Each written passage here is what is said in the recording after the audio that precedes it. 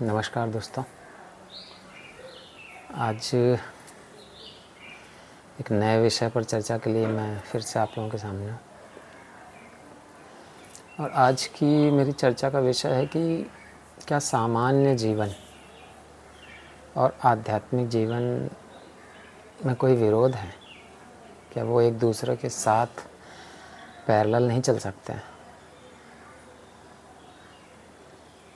क्यों हम सामान्य एक आम नागरिक को और आध्यात्मिक पुरुषों को हमने एक समाज में एक अलग से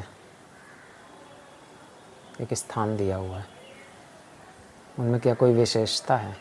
अगर विशेषता है भी तो एक सामान्य जन भी जो काम कर रहा है वो भी तो एक विशेष काम ही है। हर एक व्यक्ति की अपनी एक विशेषता है। जिस प्रकार से शरीर में हाथ, पैर या लंग्स या किडनी, हार्ट, अलग अलग अंग उपांगों की अपनी एक उपयोगिता है, ब्रेन की अपनी उपयोगिता है। उसी तरह से एक सामान्य जन जो समाज में रह करके, मान लीजिए कोई बिज़नेस कर रहा है, कोई नौकरी कर रहा है, कोई साफ़ सफाई का काम कर रहा है, कोई कुम्हार का काम कर रहा है, कोई बर्तन बना रहा है, कोई बढ़ईगिरी कर रहा है, कोई कुछ भी आम जन जो भी चीज़ें करता है। और आध्यात्मिक जगत का एक व्यक्ति जो मान लीजिए शास्त्रों को सुना रहा है, किसी को कथा वाचन कर रहा है, पूजा पाठ में संलग्न है, तो क्या वो एक विशेष काम है? और एक सामान्य जन जो बिज़नेस कर रहा है, जो नौकरी कर रहा है, वो विशेष नहीं है उतना? ऐसा क्यों है? ये बिल्कुल वैसा ही प्रश्न है जैसा कि मैंने अपने एक पिछले वीडियो में बोला था कि स्त्री और पुरुष में कौन महान है, कौन श्रेष्ठ है। तो वहाँ भी एक पॉइंट आखिरी में ये निकल के आया था कि जो ज़्यादा जिम्मेदार है वही श्रेष्ठ है।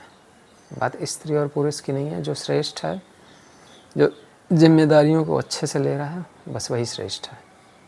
वैसे यहाँ पर भी एक सामान्य जन भी अगर जिम्मेदारियों को अच्छे से ले रहा है, एक नौकरी पेशा व्यक्ति, एक बिजनेसमैन अगर जीवन को ईमानदारी से, सिंसियरिटी के साथ दूसरों को लाभ पहुंचाते हुए अगर अपना जीवन व्यतीत कर रहा है, उसके अंदर प्रेम और करुणा के गुण हैं और अच्छे से अपना काम कर रहा है, लोगों को उसका फ़ायदा पहुंच रहा है उस अमुक व्यक्ति से, चाहे वो किसी भी पद पे बैठा हो,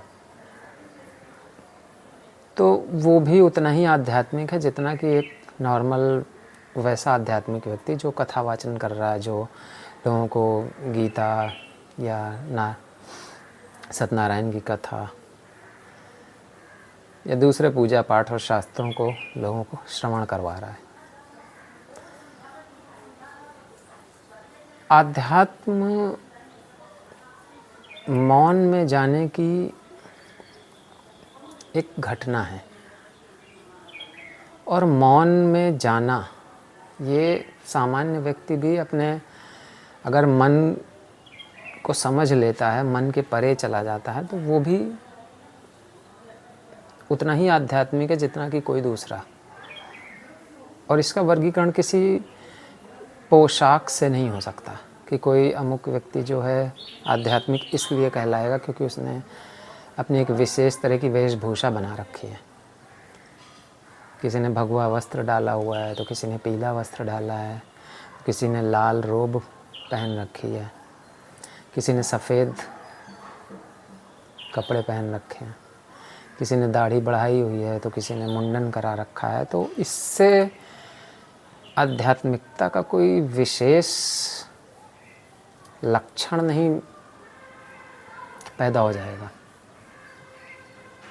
आध्यात्मिकता सिर्फ़ और सिर्फ मौन को गहराई से अपने भीतर जानने का नाम है। एक सामान्य जन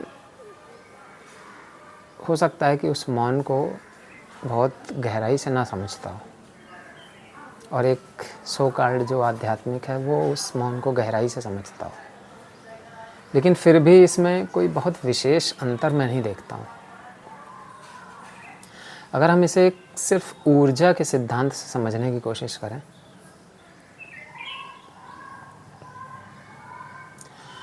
तो शायद ये ज़्यादा अच्छे से समझ में आएगा। जैसे ऊर्जा का प्रयोग हम करते हैं, इलेक्ट्रिसिटी, तो इलेक्ट्रिसिटी से हम अपने घर के सारे उपकरण चलाते हैं। टीवी है, फ्रिज है, एसी है, गीज़र है, कुछ भी। तो ये एक सामान्य उसका प्रयोग है। लेकिन उसी इलेक्ट्रिसिटी से, उसी विद्युत से अगर हम मान लीजिए एक साउंड सिस्टम में भजन चला देते हैं, तो क्या भजन को चलाना मेरा आध्यात्मिक लक्षण माना जाएगा? और जब मैं उसी इलेक्ट्रिसिटी से सामान्य अपने जनजीवन के जो अलग अलग उपकरण चला रहा हूँ, तो क्या वो एक सामान्य घटना है? ऊर्जा का प्रयोग है। ऊर्जा मैं चाहे जैसे अपनी मर्ज़ी से इस्तेमाल कर सकता हूँ।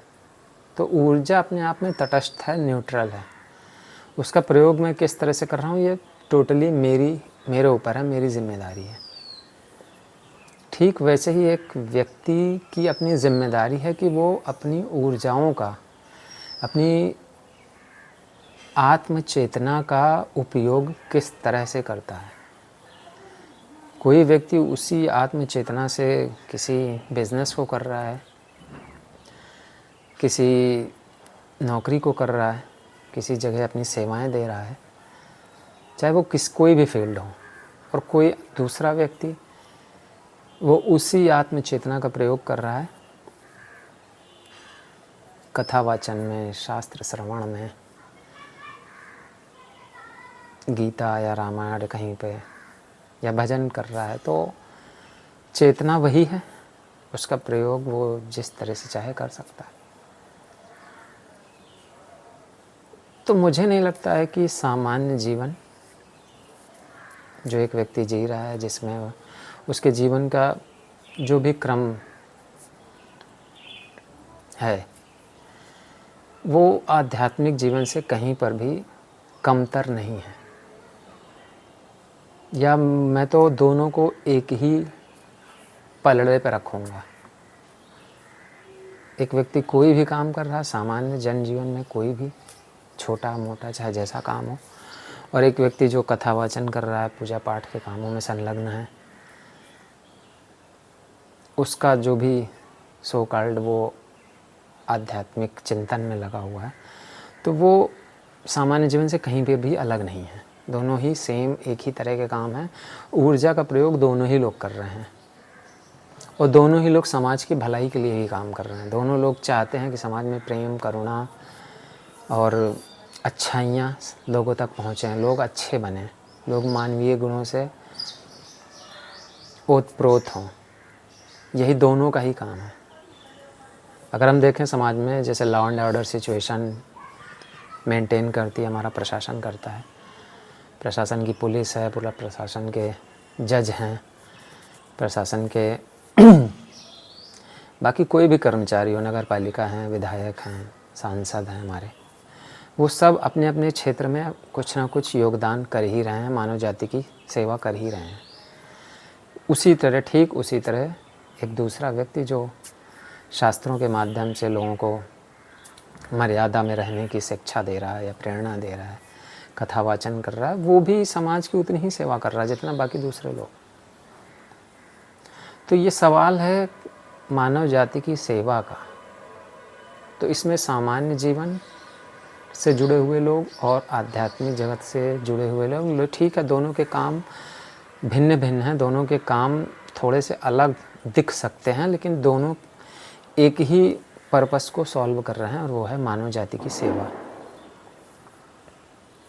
दोनों में कामों में कोई बहुत विशेष अंतर नहीं है, दोनों का काम एक ही है, मानव जाति की सेवा।